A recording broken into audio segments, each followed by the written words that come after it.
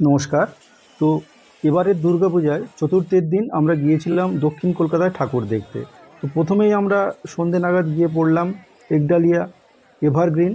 তো এটা একটি প্যান্ডেল করা হয়েছে, যে প্যান্ডেলটা দক্ষিণ ভারতের কোনো একটি মন্দিরের আদলে তৈরি করা হয়েছে।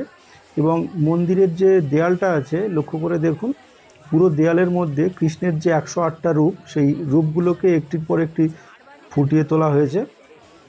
এবং অসাধারণ একটি ঝাড় এখানে দেখা যাচ্ছে একডালিয়া এভারগ্রিনে।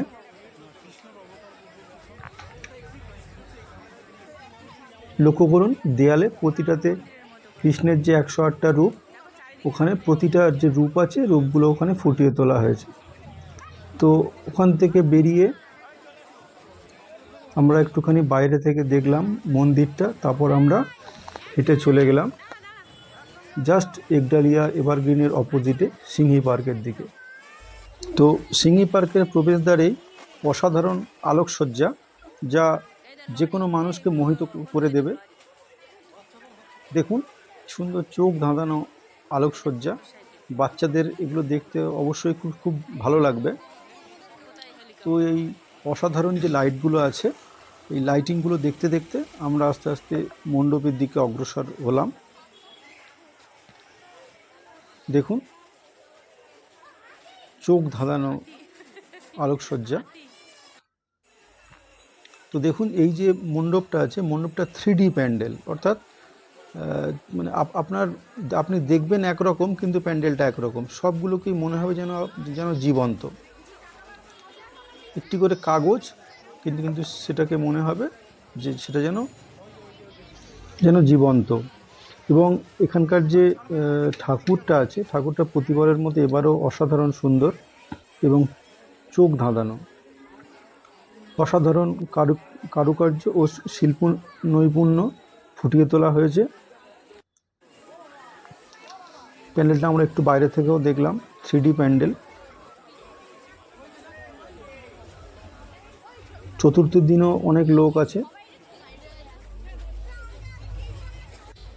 খুব ভালো লাগলো। ওখান থেকে আমরা চলে গেলাম হিন্দুস্তান ক্লাবের উদ্দেশ্যে। তো হিন্দুস্তান ক্লাবের যে প্যান্ডেলটা হয়, প্যান্ডেলের যে প্রবেশদ্বারে খুব সুন্দর করে আলোকসজ্জা করা হয়েছে। এবং যে পথটা আছে, পথটা ওই আলোকসজ্জার নিচ থেকেই যেতে হয়। তো এটা ছোটদের তো অবশ্যই, বড়দেরও একটু আকর্ষণ করতে বাধ্য, খুবই সুন্দর লাগবে। তো আস্তে আস্তে গুটি গুটি পায়ে আমরা এগিয়ে চললাম মণ্ডপের দিকে। এবং দুপাশে প্রচুর লোক অনেক রকম ছোটোখাটো হ্যান্ডক্রাফটের জিনিসগুলো পসরা সাজিয়ে রেখেছেন। আমরা ওখান থেকে কিছু ছবি তুললাম। ছবি তুলে আস্তে আস্তে আমরা যখন মণ্ডপের সামনে গেলাম, দেখলাম যে পুরো মণ্ডপটা রেশম এবং সিল্ক দিয়ে খুব সুন্দর করে বানানো হয়েছে। একটা যে বড় বড় রাজাদের যে দুর্গা মণ্ডপগুলো থাকে, অনেকটা সেরকমভাবে তৈরি করা, অসাধারণ এবং চোখ ধাঁধানো, খুবই সুন্দর লাগছিল। লাইট পড়ে চকচক করছিল। আপনারা দেখুন কি সুন্দর। এবং মন্দিরের যে গেটটা ছিল সেটাও ছিল অসাধারণ, সেটা তো আপনারা অবশ্যই দেখলেন। তো এটা হচ্ছে গড়িয়াহাট হিন্দুস্তান ক্লাব। তো এই হিন্দুস্তান ক্লাবের প্রতিমা দর্শনের পরে আমরা আস্তে আস্তে মণ্ডপ থেকে বেরিয়ে সামনের দিকে এগিয়ে গেলাম। এবং পুজো মানেই তো আনন্দ, ঘোরাফেরা। তো ওখানে গিয়েই আমরা প্রত্যেকে সিদ্ধান্ত নিলাম খাওয়া দাওয়া করব। তো বেশিরভাগ লোক ওখানে সবাই বললো মোমো খাবো। তো একটা অসাধারণ চিকেন মোমো আমরা ওখানে ট্রাই করলাম গড়িয়াহাটে।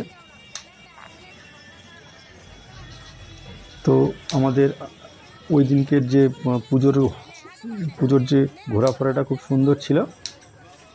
তো আজকের মতো টাটা, ফিরে আসবো পরের দিন অন্য ভিডিও।